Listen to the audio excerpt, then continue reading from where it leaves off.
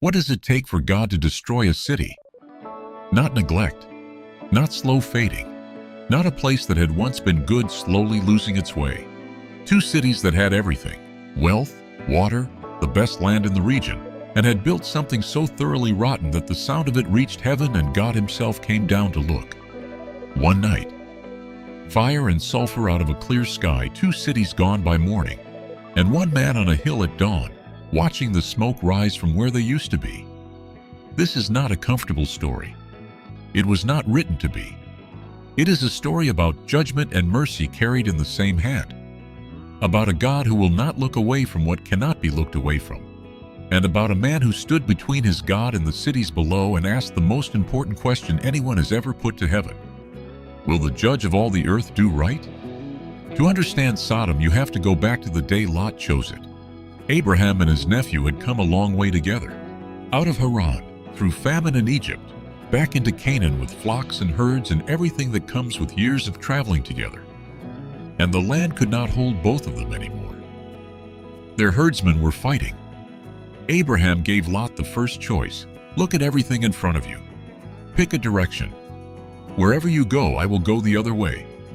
Lot looked out over the plain of the Jordan, well-watered everywhere, like the garden of the Lord, like Egypt. This was before the fire, before the sulfur, when everything in the valley was still green and the cities were still standing and the choice looked obvious. Lot chose the plain and pointed his tents toward Sodom. The Bible slips in one sentence right after this: the people of Sodom were wicked and were sinning greatly against the Lord. He knew, or he had every reason to know, the reputation of Sodom was not private information. He moved toward it anyway because the grass was green and the water was there. What we choose to move toward shapes us. Not immediately, not in ways we can see happening, but the environment we build our lives inside, the community whose values we absorb through daily proximity, it works on us slowly until what once would have alarmed us starts to feel ordinary. Lot pitched his tents near Sodom. By the time the angels arrived, he was sitting in the city gate, a position of standing, of civic membership, of belonging. He had not just moved near the city, he had become part of it. Sometime later, God told Abraham something that changed the conversation entirely. The outcry against Sodom and Gomorrah is so great and their sin so grievous that I will go down and see if what they have done is as bad as the outcry that has reached me. The outcry. It is the same word the Bible uses for the cry of people being crushed, oppressed, wronged, ground down by something they cannot escape. The same word used when Israel cried out under Pharaoh. The suffering caused by what Sodom had become had been accumulating upward until it reached the ears of God, and God decided to come and see for himself. The three visitors who had appeared to Abraham were walking toward Sodom. Two were angels. Abraham walked with them part of the way. And then something happened that is easy to miss. God paused. He stayed with Abraham while the others went ahead. He said, "Should I hide from Abraham what I am about to do?" What followed was one of the most unusual conversations in all of Scripture. Not because of what God said, but because of what Abraham did with what God said. He stood before God and began to argue. Will you sweep away the righteous with the wicked? What if there are 50 righteous people in the city? Will you really destroy it and not spare it for the sake of 50? Far be it from you to do such a thing, to kill the righteous with the wicked, treating them the same. Far be it from you. Will not the judge of all the earth do right? Abraham was not making demands. He was not threatening. He was reasoning with God from God's own character. You are the judge of all the earth. Justice is what you are. Would you act against the thing you are? God said, if I find 50 righteous people in Sodom, I will spare the whole city for their sake.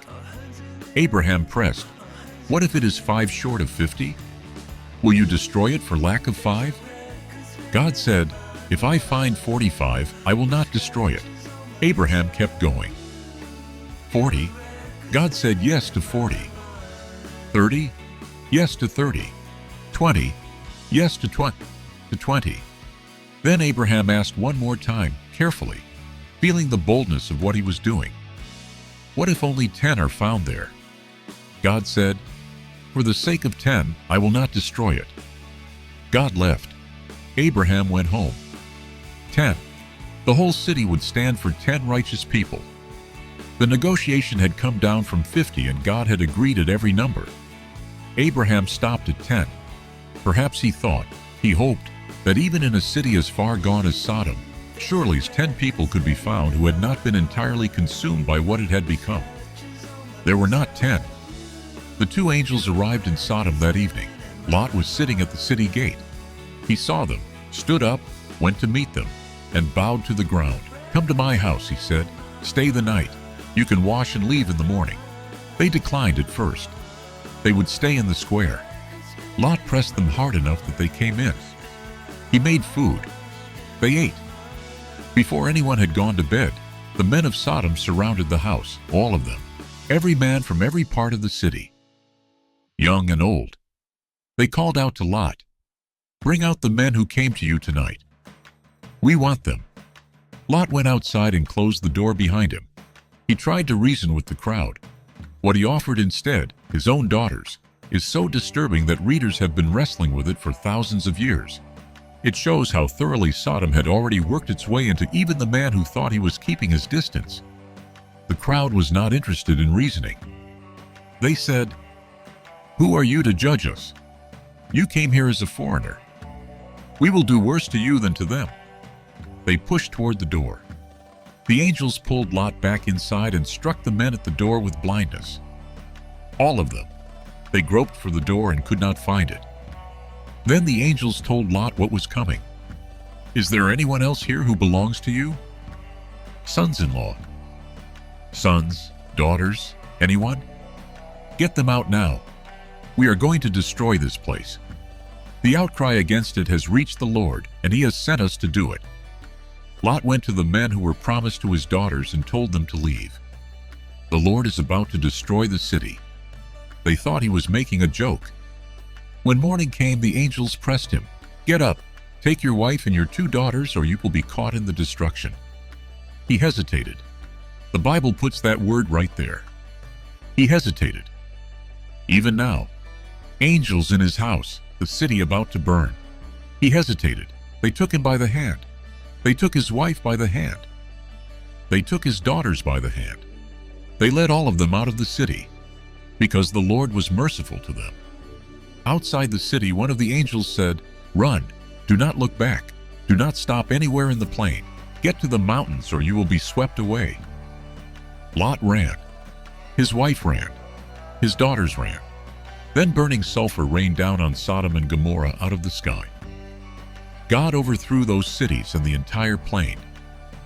Everything in the cities, everything growing in the ground.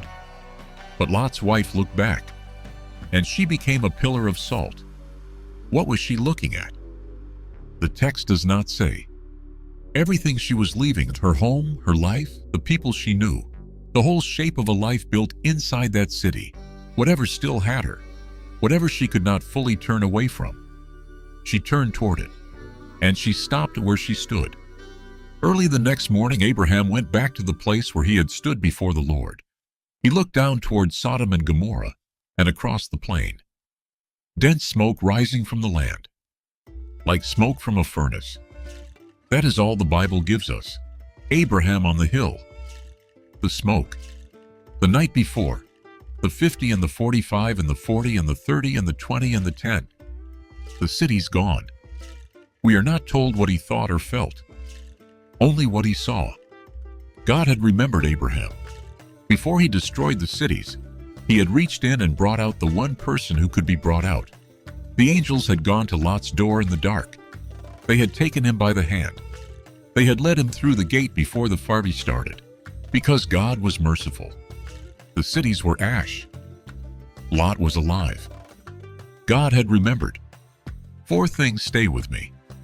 The first, standing between God and judgment on behalf of someone else is one of the most powerful things a person can do. Abraham did not ask God to ignore what Sodom had done. He did not argue that the sin was not serious. He argued from God's own nature. You are just, you do what is right. and he asked whether the righteous would be destroyed alongside the wicked, and God negotiated. At every number Abraham brought to him, God said yes. The conversation moved all the way from 50 to 10, and God agreed every time. There were not 10 righteous people in Sodom, but if there had been, they would have saved the city. Abraham's prayer would have held the fire back. The conversation you have with God on behalf of the people and places you love is not a formality. It moves things. It matters in ways you cannot always see and may never know. The second, what you move towards slowly becomes what you are.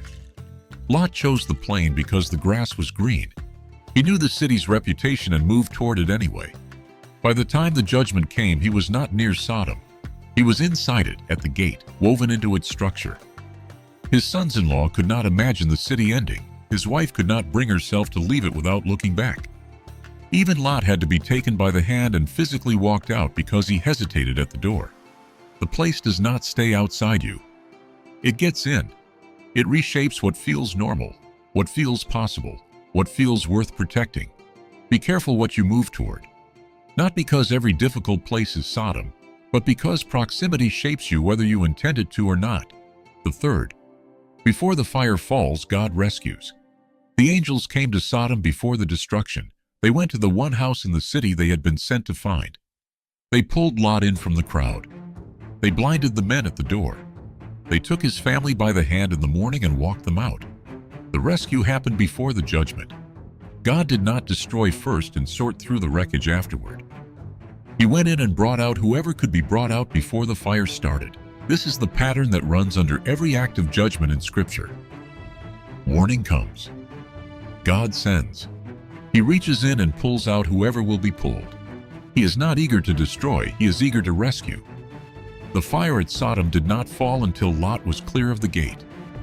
The fourth, do not turn back toward what God has already judged.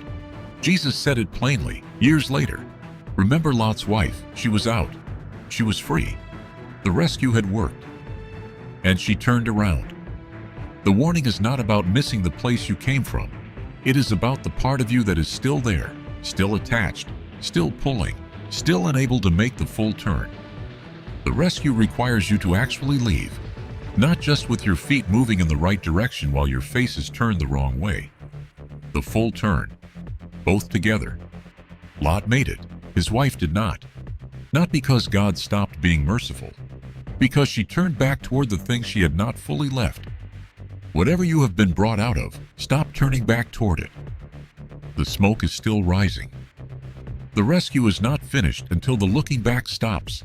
Abraham watched the smoke from the hill. He had stood in the gap. He had asked everything he knew how to ask. He had pressed the conversation as far as it would go. And in the morning the judge of all the earth had done what was right. Just not the way Abraham had been hoping. Based on Genesis 13:18-19,